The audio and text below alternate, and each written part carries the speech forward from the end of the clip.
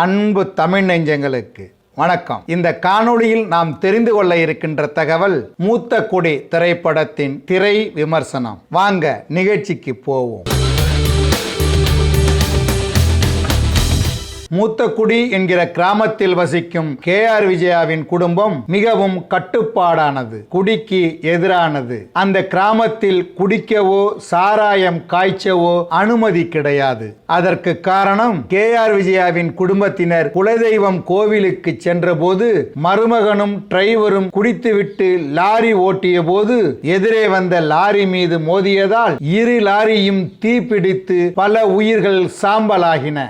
எது யாருடைய உடல் என்றே தெரியாத அளவுக்கு அவர்களுக்கு இறுதி காரியம் செய்ய வேண்டியதாக இருந்தது. அதனால் குடிக்கு எதிராக அவரது நடவடிக்கை தீவிரமாக இருந்தது. மக்களும் முழு ஒத்துழைப்பு கொடுத்தனர். மீறி யாராவது குடிப்பது தெரிந்தால் பெரும் தண்டனைக்கு ஆளாவார்கள். அதனால் தண்டனைக்கு பயந்து குடிக்கவும் சாராயம் எரிக்கவும் பயந்தார்கள். பல ஆண்டுகளுக்கு பிறகு அந்த ஊரில் 10 ஏக்கர் நிலம் வாங்கி அங்கு சாராயம் தயாரிக்கும் கம்பெனி கட்ட முடிவு செய்யும் ராஜ்கபூர் KR விஜயாவின் குடும்பத்தில் காதலால் மோதிக்கொண்டு நிற்கும் தருண் கோபியை தன் பக்கம் வரவழைத்து மூத்தக்குடி கிராமத்தில் 10 ஏக்கர் நிலம் வாங்க முயற்சி செய்கிறார். பக்கத்து கிராமத்தினர் ஊர் எல்லை ஓரமாக சாராயம் காய்ச்சினால் கிராமத்து இளைஞர்களை திரட்டி சென்று சாராயத்துக்கு எதிராக தங்கள் குடும்பமே பலியானதை சொல்லி அடித்து நொறுக்கும் தருண் கோபி ராஜ்கபூரின் நயவஞ்சக பேச்சுக்கு மயங்கினாரா, முறைப்பெண்ணின் காதலுக்கும் மூத்தக்குடி கிராமத்திற்கும் எதிராக நின்றாரா என்பது மீதி படம். இந்த படத்தின் கதை 30 ஆண்டுகளுக்கு முன்பு நாடகமாக அரங்கேறி பெரும் வரவேற்பை பெற்றுள்ளது. அந்த நாடக விழாவில் பங்கேற்று கதையாசிரியர் சரக்குட்டி உட்பட கலைஞர்களுக்கு பரிசு வழங்கி பாராட்டிய இயக்குனர் பாரதி ராஜா இந்த படத்தின் முதல் தோற்றத்தை வெளியிட்டு பாராட்டியிருக்கிறார். அப்படி 1970 1980 காலகட்டத்தில் நடந்த கதையோடு நடப்பு காலகட்டத்திலும் நடப்பது போல படமாக்கி இருக்கிறார் இயக்குனர் ரவி பார்கவன். இந்த படத்தில் 2 கதாநாயகர்கள். ஒருவர் மாயாண்டி குடும்பத்தார் படத்தின் நாயகன் தருண் கோபி, இன்னொருவர் கோரிப்பாளையம் படத்தில் நடித்த பிரகாஷ் சந்திரா. இவர் இன்னொரு நாயகனாக நடித்திருப்பதுடன் படத்தை தயாரித்தும் இருக்கிறார். இவர்கள் இருவரையும் அன்பால் இணைத்து பிரிப்பவர் அறிமுக நாயகி அன்விஷா. பாட்டியின் பேச்சை கேட்டுக்கொண்டு வீட்டு வேலைகள் செய்து கொண்டு பெரியவர்கள் மீது பாசம் காட்டுவது, மரியாதை கொடுப்பது என்று இருக்கும் பிரகாஷ் சந்திராவை அன்விஷாவுக்கு ரொம்ப பிடிக்கும். சென்டிமெண்டான கேரக்டர் அல்லவா, அதனால் அவரை விரும்புவார். அவர் விரும்புவது பிரகாஷ் சந்திராவுக்கு தெரியும். ஆனால் மூத்தவர் தருண் கோபி இருப்பதால் தவிர்த்து வருவார். KR விஜயாவின் மூத்த மகனின் மகன் தருண் கோபி. அவர்தான் முதல் முறைமாமன் என்பதால் அன்விஷா அவரைத்தான் கட்டிக்கொள்வான் என்று சிறு வயதிலேயே சொல்லி வளர்த்திருப்பார் KR விஜயா. இப்போது 2வது மகனின் மகன் பிரகாஷ் சந்திராவை அன்விஷா விரும்புவதும் தருண் கோபியை விரும்பவில்லை என்பதும் KR விஜயாவின் தம்பி யார் கண்ணனுக்கு தெரிய வரும். லாரி எரிந்த போது எல்லோருடைய பெற்றோரும் இறந்து போனதால் தனக்கு ஒரு துணையை தேடிக்கொள்ளாமல்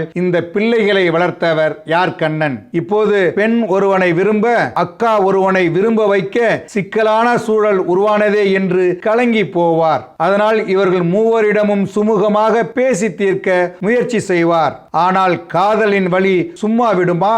தன்னை நிராகரிப்பதை தாங்கிக் கொள்ள முடியாத போது பொங்கி வெடிக்கும் காட்சியில் தருண் கோபியின் நடிப்பு சூப்பர். அதே போல அண்ணன் இருக்கும் போது நமக்கு எதுக்கு காதல் என்பதும், தன்னை விரும்பும் பெண்ணை நேசிக்க முடியாமலும் தன்னையே அண்ணனிடம் பேசு என்று காதலி கூறும்போது தவிப்பதுமாக நேசிக்கப்படும் பாத்திரத்தில் பிரகாஷ் சந்திரா இயல்பாக நடித்து அசத்தி இருக்கிறார். மாமனை காதலிக்கும் வேடத்தில் அன்விஷா.